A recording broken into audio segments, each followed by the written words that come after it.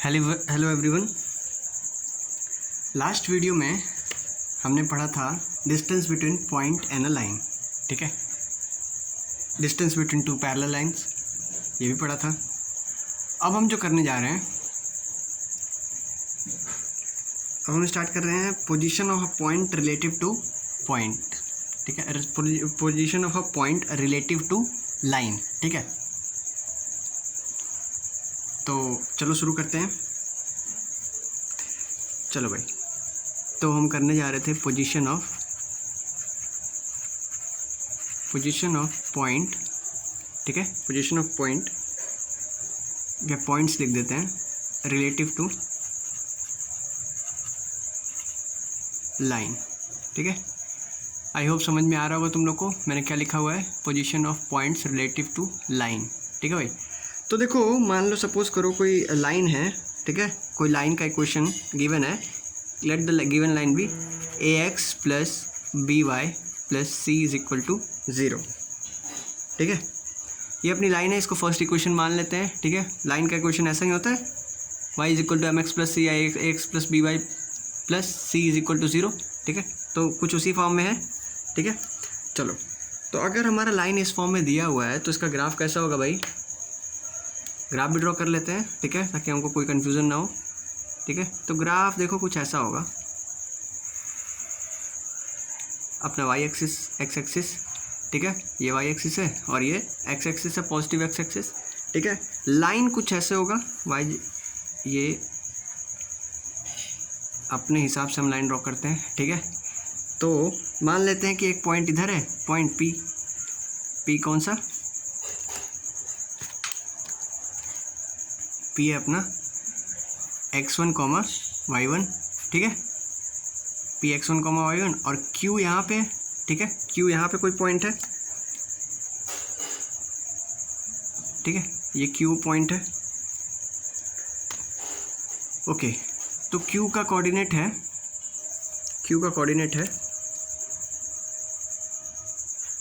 x2 comma y2, ठीक है। x2 comma y2 q का कोऑर्डिनेट है, तो इन दोनों को ज्वाइन कर देते हैं। चलो, तो ये दोनों ये ऐसे ज्वाइन हो गए, ठीक है। स्ट्रेट लाइन एक ऐसे ज्वाइन करती है, और हमारा जो ये लाइन है ना, y is equal to A X plus B Y plus C is equal to 0, ये जो लाइन है, ठीक है, ये लाइन जो है ये इस लाइन को पी क्यू को रेशियो में डिवाइड करता है। किस रेशियो में, m/n के रेशियो में। यानी कि यहाँ पे कोई पॉइंट है, ठीक है, यहाँ पे कोई पॉइंट है p और q के बीच में, ठीक है। p और q के बीच में कोई पॉइंट है, r मान लेते हैं इसको, ठीक है, r, जो कि पी क्यू को m/n के रेशियो में डिवाइड कर रहा है, ठीक है, m/n के रेशियो में डिवाइड कर रहा है। अब देखो p क्या है, x1 कॉमा y1 और q क्या है, x2 कॉमा y2। तो तुरंत हमारे दिमाग में आएगा कि भाई कोई अगर पॉइंट x कॉमा y, ठीक है, x कॉमा y, ठीक है, कोई अगर पॉइंट x कॉमा y अगर हमारे किसी लाइन को P और Q को ज्वाइन करने वाली पॉइंट को, लाइन को m/n के रेशियो में डिवाइड करता है x, y, r जो है x, y, देखो यहाँ पे मैंने लिख दिया है, ठीक है। तो x कितना होगा, x इज इक्वल टू क्या होगा, x is equal to m into x2, ठीक है, m into x2 plus n into x1 upon m plus n, ठीक है। ये पढ़ा था हमने, ठीक है। अगर तुम स्ट्रेट लाइन का वीडियो स्टार्टिंग से देख रहे हो तो ये हमने ज़रूर पढ़ा था, ठीक है। और y इज इक्वल टू क्या हो जाएगा, m into y2 plus n into y1 upon m plus n, ठीक है। ये हो जाएगा x और y। अब जो ये xy है, x और y जो है ये, यानी कि r पॉइंट जो है ये इसी लाइन पे आता होगा, इस लाइन पे आता होगा। तो x और y कहीं ना कहीं इस लाइन पे लाई करता होगा, ठीक है। तो x और y की वैल्यू यहाँ से उठा करके हम इसमें पुट कर दें, यानी कि a इंटू ध्यान से देखना, mx2 plus nx1 upon m plus n, ठीक है, plus b into my2 plus ny1 upon m plus n, ठीक है, plus c is equal to 0, ठीक है। ये आएगा, ज़रूर आएगा, यही आएगा, ठीक है। अच्छा, अब देखो ध्यान से, अगर इसको हम सॉल्व करते हैं, देखो m प्लस n इसके नीचे आ रहा है, तो एलसीएम लेंगे तो क्या आएगा, a mx2 plus nx1 plus b my2 plus ny1 plus c m plus c n is equal to 0। ठीक है, नीचे से m+1 उधर 0 के साथ मल्टीप्लाई होगा एलसीएम लेने के बाद, तो वो 0 हो जाएगा। ठीक है, तो अब देखो m वाले टर्म को एक साथ लिखते हैं, यानी कि m कॉमन ले लेंगे ax2, ठीक है, प्लस by2 प्लस c, और n वाले टर्म को n is equal to n into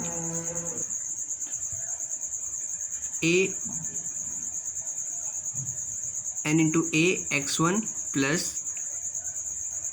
by1 plus c is equal to 0। ठीक है भाई, तो अभी हमने करना क्या है, m/n का रेशियो लिखना है। ठीक है, यानी m/n लिखना है। तो m/n इज इक्वल टू क्या हो जाएगा, minus of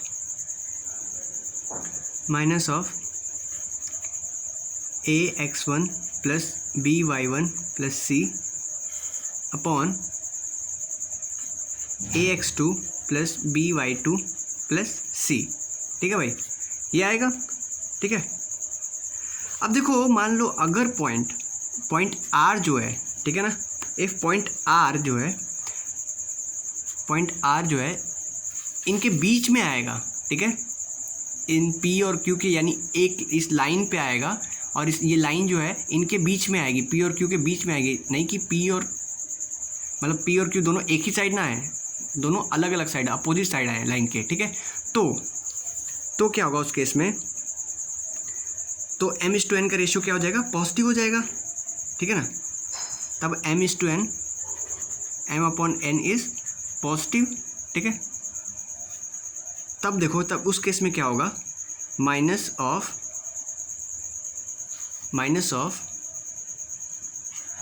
ax1 plus by1 plus c upon ax2 plus by2 plus c is greater than 0। That means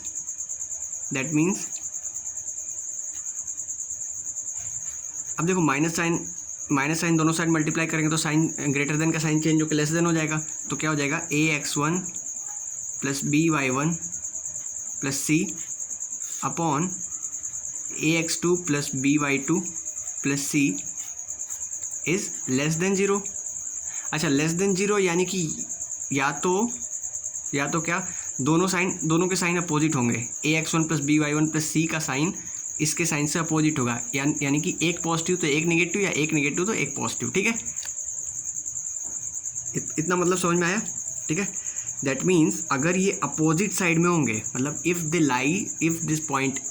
this point p and q lie on the opposite side of a line. ठीक है, एक p जो है इधर side और q जो है उधर साइड लाई करता है, तो दोनों की वैल्यूज़ रखने पे p और q की वैल्यूज़ रखने पे जो m/n का रेशियो है वो लेस देन 0 आएगा। ठीक है, चलो। अच्छा, इन केस अगर ये दोनों पॉइंट्स एक साइड लाई करते हैं, तात्पर्य क्या है इसका, कि कहने का मतलब है कि अगर p और q लाइन के एक ही साइड लाई करेंगे, ठीक है, या तो राइट साइड या तो लेफ्ट साइड, देखो दोनों एक ही साइड लाई कर रहे हैं, लाइन के एक ही साइड लाई कर रहे हैं। ठीक है, तो अगर p और q लाइन के एक ही साइड लाई करेंगे तो देखो m और n जो होता है, m/n का रेशियो जो होता है वो पॉजिटिव हो जाता है। ठीक है, पॉजिटिव हो जाता है। ठीक है, सॉरी, पॉजिटिव तो उस केस में था, m/n का रेशियो नेगेटिव हो जाता है यहाँ पे। ठीक है, ये नेगेटिव हो जाता है। ठीक है, क्यों भाई, क्यों नेगेटिव हो जाता है, क्योंकि दोनों एक ही साइड पे लाई कर रहे हैं। ठीक है, तो m और n क्या था, ratio in which point, ratio था ना जिसमें ये r जो है डिवाइड कर रहा था। अब देखो ये m और n, ठीक है, दोनों एक ही साइड हो गए, तो m का भी सेम नेचर हो गया और n का अपोजिट नेचर हो जाएगा। ठीक है, क्योंकि उसका सेम नेचर तब होता है जब वो अपोजिट साइड में होता। ठीक है, तो m का और n का दोनों अपोजिट नेचर हो जाएगा, तो m/n दोनों में से कोई एक पॉजिटिव और एक नेगेटिव होगा, इसलिए हमेशा ये नेगेटिव ही रहेगा। ये ग्रेटर देन का साइन बता दिया, but it is less than 0, ठीक है। m/n इज़ लेस देन 0, बहुत काट पीट कर दिया मैंने, सेपरेट लिख देता हूँ मैं, ठीक है। सेपरेट है कि m/n is less than 0, that means it is negative, ठीक है। m/n हमेशा नेगेटिव होगा। समझना कि m/n है क्या। m/n जो है रेशियो है। कौन सा रेशियो है? जिससे पॉइंट r जो है p और q के जो ज्वाइन करने वाली लाइन को कट करता था, ठीक है, ठीक है। तो वो रेशियो है, ठीक है। चलो भाई, अब देखो, इससे पहले कि मैं आगे बढ़ूँ इससे, ठीक है, आप सबसे मैं ये बोलना चाहूँगा कि जो भी मेरा वीडियो देख रहे हैं कि प्लीज़ ये बैकग्राउंड में आने वाली नॉइज़ को इग्नोर कीजिएगा, क्योंकि दीज आर नेचुरल नॉइज़, ठीक है। इन पे मेरा कोई काबू, कोई बस नहीं है, तो मैं इनको कंट्रोल नहीं कर सकता हूँ। तो प्लीज़ जो मैं पढ़ा रहा हूँ उस पर कॉन्सेंट्रेट करेंगे। आगे के आने वाले वीडियोस में मैं इन पे काम करूँगा। इनको एडिट करना, अगर मुझे कोई एडिट करने वाला मिल जाता है तो मैं इसको एडिट करा के या खुद से एडिट करके मैं इसको डालूँगा, लेकिन अभी मैं इस पर मेरा कोई बस नहीं है, मेरा कोई कंट्रोल नहीं है, तो मैं इसको नहीं रोक सकता, ठीक है। तो चलो आगे बढ़ते हैं। अब देखो, बताया कि m/n का रेशियो इज़ लेस देन 0, यानी कि माइनस ऑफ, ठीक है, आगे देखना, माइनस ऑफ ax1, ठीक है। ये केस फर्स्ट हो गया, ठीक है, केस फर्स्ट। अब केस सेकंड क्या कहता है? केस सेकंड कहता है कि minus of ax1 plus by1 plus c upon ax2 plus by2 plus c, ठीक है।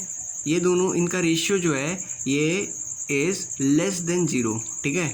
अब देखो, क्योंकि यहाँ माइनस साइन और माइनस साइन हटाना है हमें, तो क्या करेंगे, माइनस माइनस दोनों साइड मल्टीप्लाई कर देंगे, तो ये साइन लेस देन का साइन चेंज होकर ग्रेटर देन में बदल जाएगा। क्या कहने का तात्पर्य क्या है कि यही सेम टू सेम यही बन जाएगा, क्या, ax1 plus by1 plus c upon ax2 plus by2 plus c, ठीक है, इज़ ग्रेटर देन 0। पहले लेस देन था, अब ग्रेटर देन 0 हो गया, केवल माइनस साइन मल्टीप्लाई होने से, ठीक है भाई, इतना हो गया।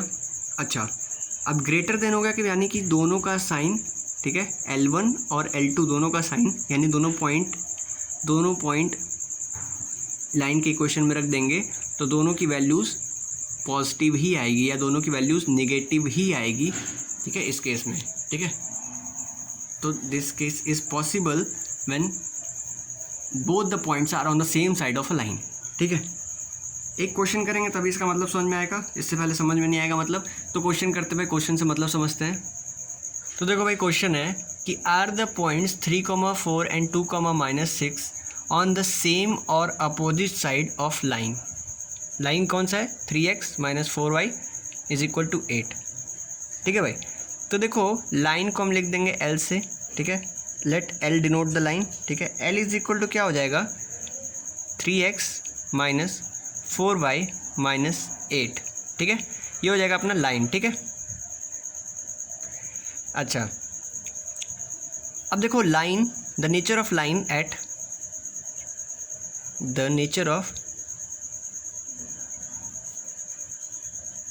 लाइन एट 3,4, ठीक है, उसको हम L1 से डिनोट करेंगे। L1 = क्या हो जाएगा? 3 × 3 - 4 × 4 - 8, 3 3 सा 9 - 4 × 4 16, 9 - 16 - 8 कितना होता है? ठीक है, ये हो जाएगा 9 - 16 - 8 इज़ -15, ठीक है।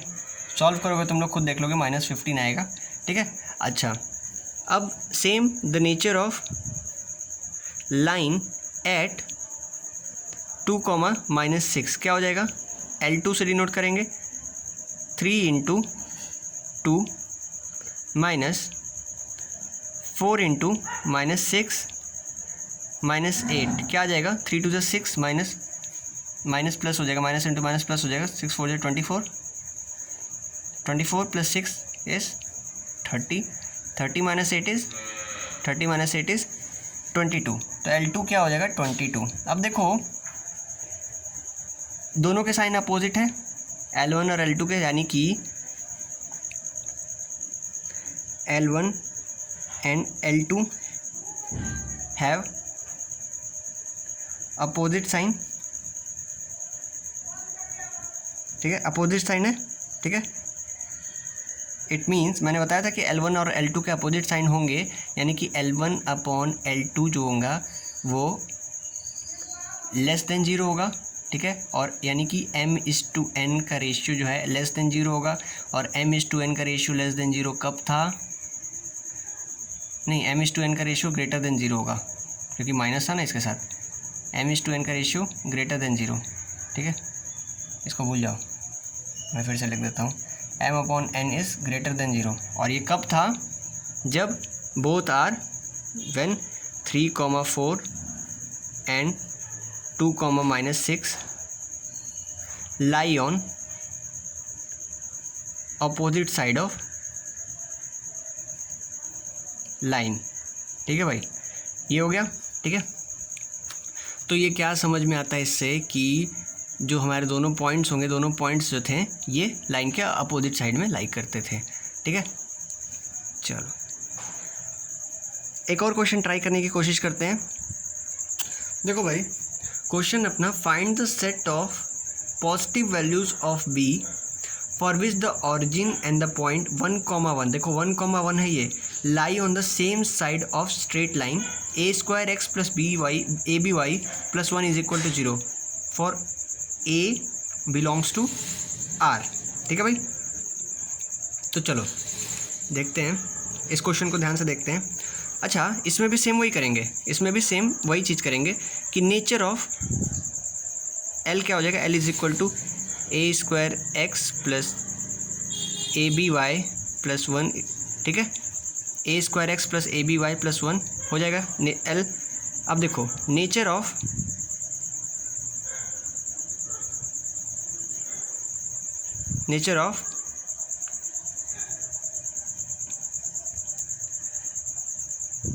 लाइन एट ऑरिजिन 0, होता है, ठीक है। ऑरिजिन का कोऑर्डिनेट 0, तो ये बताने की ज़रूरत तो नहीं पड़ेगी, ठीक है।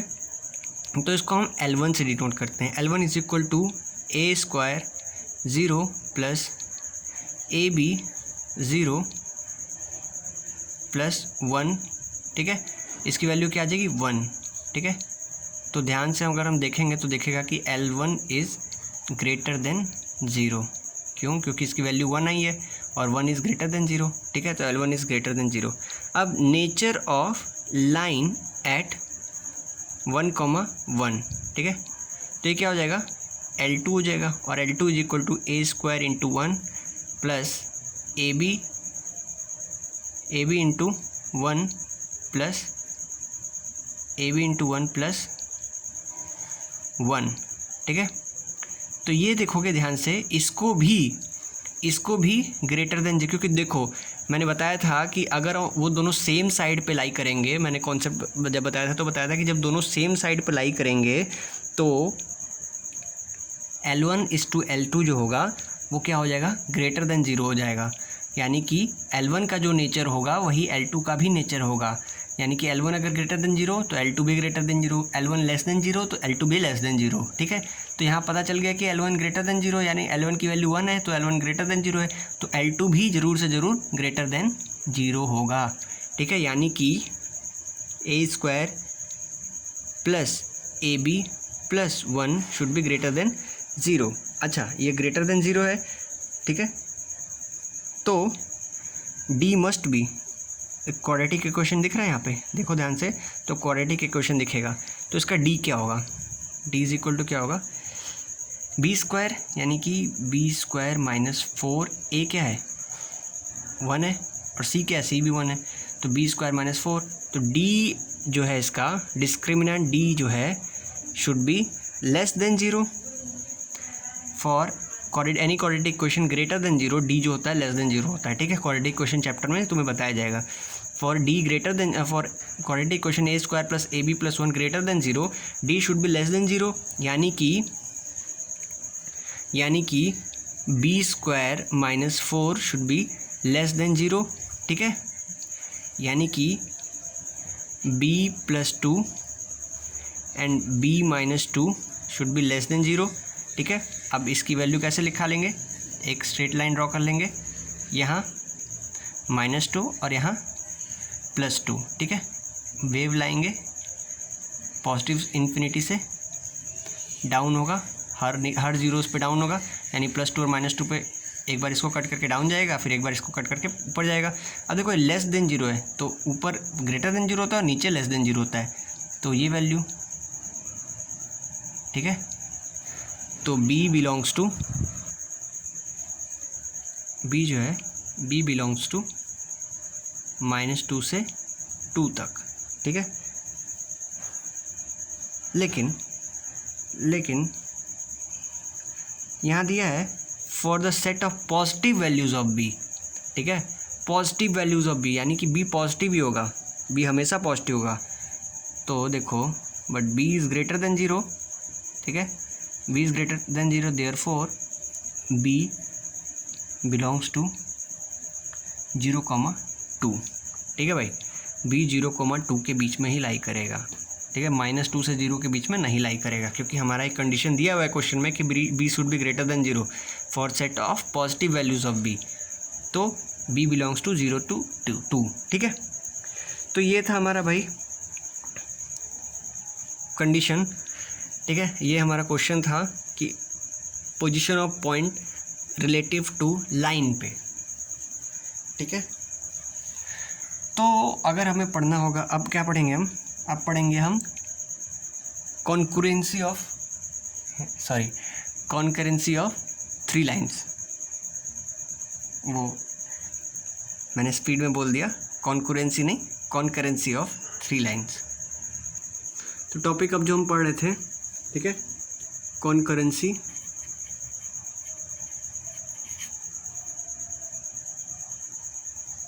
ऑफ 3 लाइन्स, ठीक है। कॉन्करेंसी ऑफ 3 लाइन्स यानी 3 लाइन की कॉन्करेंसी। अब ये देखो बार बार मैं एक ही चीज़ बोल रहा हूँ, कॉन्करेंसी ये होता क्या चीज़ है। तो देखो 3 lines are said to be concurrent, 3 line तब कॉन्करेंट कहे जाते हैं जब वो तीनों एक ही पॉइंट से होके गुजरते हैं, ठीक है, ठीक है। अगर मान लो एक लाइन है L1, ठीक है, L1, ठीक है, दूसरा लाइन है L2, ठीक है, और तीसरा लाइन है L3, ठीक है। अब देखो तीनों एक ही लाइन से, एक ही पॉइंट से होकर गुजरे, ठीक है, तीनों एक ही पॉइंट से होकर गुजरे थे, इस पॉइंट से, ठीक है। तो this is called point of concurrency, ठीक है। And these 3 lines are said to be concurrent, ठीक है। तो मतलब इसका कह सकते हैं, इसका मतलब कि they have common point of intersection, ठीक है। All these 3 points have common point of intersection. तो देखो भाई, अब लाइन का इक्वेशन है अपना, फर्स्ट लाइन है a1x L1 is equal to a1x plus b1y plus c1, ठीक है, इज इक्वल टू 0। L2 क्या है, a2x plus b2y plus c2 is equal to 0। और L3 क्या है, a3x plus b3y plus c3 is equal to 0, ठीक है। 3 lines हैं अपने पास, ठीक है, और तीनों लाइन्स की कंडीशन क्या है कि दीज 3 लाइन्स आर कॉन्करेंट, ठीक है, दीज 3 लाइन्स आर कॉन्करेंट, ठीक है। अच्छा, इसका मतलब क्या हुआ कि तीनों किसी एक पॉइंट पे मीट करते होंगे, ठीक है। यानी कि अगर दो लाइन्स का पॉइंट ऑफ इंटरसेक्शन निकाल लें और तीसरे पॉइंट पे पुट कर दें तो हमें कॉन्करेंसी की कंडीशन पता चल जाएगी। तो मान लेते हैं कि इन दोनों का कंडीशन निकाल लेते हैं, a1x plus b1y plus c1 is equal to 0 और a2x plus b2y plus c2 is equal to 0, ठीक है। क्रॉस मल्टीप्लिकेशन मेथड से अगर इनका हम पॉइंट ऑफ इंटरसेक्शन निकालें तो पॉइंट ऑफ इंटरसेक्शन निकल के आ जाएगा हमारा क्या, x is equal to b1c2 minus b2c1। अब देखो मैं यहाँ पे तुम्हें क्रॉस मल्टीप्लिकेशन मेथड बताने नहीं बैठूंगा, ठीक है, क्योंकि क्लास 10th में मैंने क्रॉस मल्टीप्लिकेशन मेथड बताया है, ठीक है। क्लास 10th के pair of linear equation chapter में जाओ, ठीक है, वहाँ से देख के आओ कि हाँ भाई ये क्रॉस मल्टीप्लिकेशन मेथड होता क्या है, ठीक है।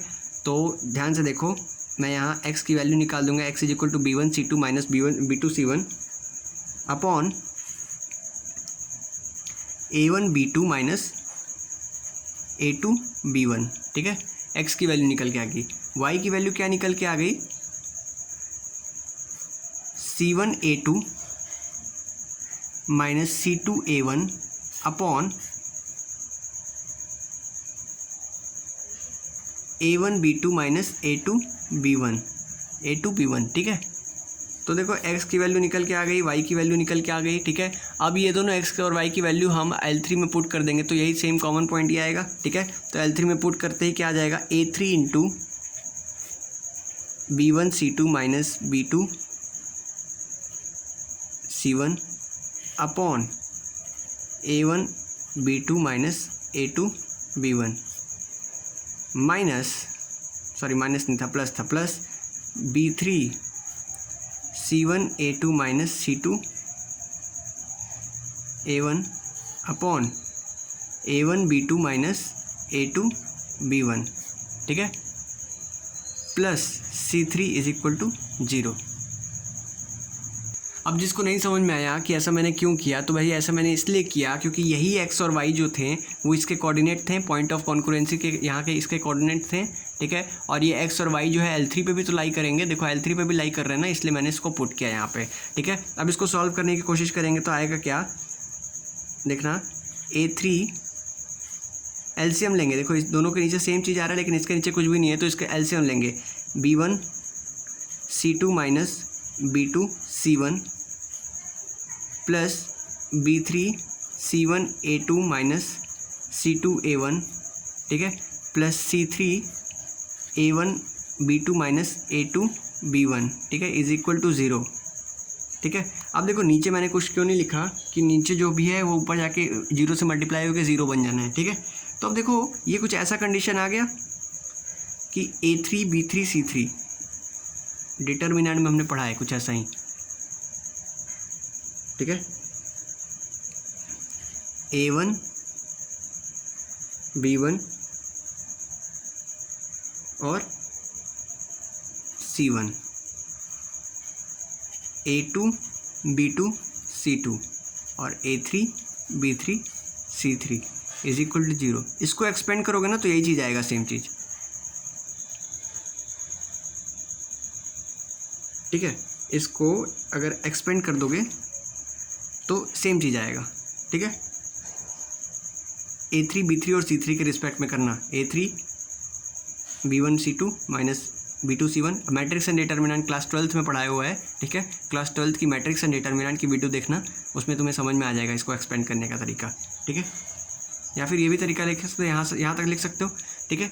तो देखो 3 पॉइंट्स 3 लाइंस कब कॉन्क्रुएंट होंगी, जब a1 b1 c1 a2 b2 c2 और a3 b3 c3 का डिटर्मिनेंट क्या होगा, 0 हो जाएगा, ठीक है। ठीक है भाई, समझ में आ गया। तो देखो भाई कॉन्करेंसी के लिए हमने कंडीशन पढ़ ली कि a1 b1 c1 a2 b2 c2 और a3 b3 c3 is equal to, इसका डिटर्मिनेंट इज इक्वल टू 0 होना चाहिए, ठीक है भाई।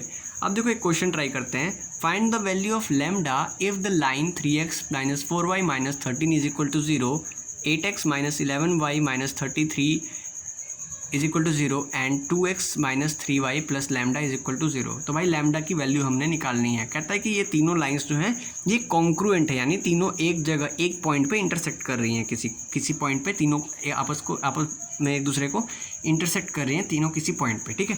तो चलो इस क्वेश्चन को समझते हैं, इस क्वेश्चन को सॉल्व करते हैं, ठीक है। तो देखो अगर ये कॉन्क्रुएंट हैं, ये तीनों पॉइंट्स अगर कॉन्करेंट हैं, ठीक है, तो ज़रूर से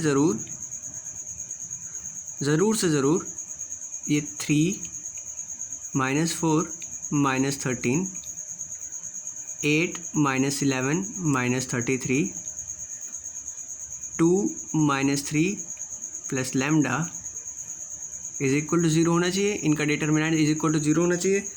अच्छा, इनका डिटर्मिनेंट इज इक्वल टू 0 यानी कि 3 इंटू माइनस 11 लैम्डा माइनस 99, ठीक है, माइनस 3 इंटू माइनस 33, ठीक है। अच्छा, प्लस 4 इंटू 8 लैम्डा प्लस 66, ठीक है, माइनस 13 इंटू माइनस 24 कैसे आया, 8 3 जा 24 माइनस 3 है ना, 8 इंटू माइनस 3 माइनस 24, ठीक है, और 11 इंटू माइनस 22 माइनस था तो minus 11 into minus into minus 11 into minus 2 minus plus 22 आ जाएगा, ठीक है, इज इक्वल टू 0 आ जाएगा, ठीक है। अब इसको सॉल्व करेंगे तो देखो, इसको सॉल्व करो तुम लोग, ठीक है, वीडियो को यहीं पे पॉज करो, अब इसको सॉल्व करो जहाँ तक मैंने सॉल्व किया, ठीक है। तो ये आया minus lambda minus 7 is equal to 0, ठीक है। तो लैम्डा इज इक्वल टू क्या आ जाएगा, -7 आ जाएगा, ठीक है। तो वैल्यू ऑफ लैम्डा इज -7, ठीक है। चलो मिलते हैं नेक्स्ट वीडियो में नेक्स्ट टॉपिक के साथ, टिल देन थैंक यू।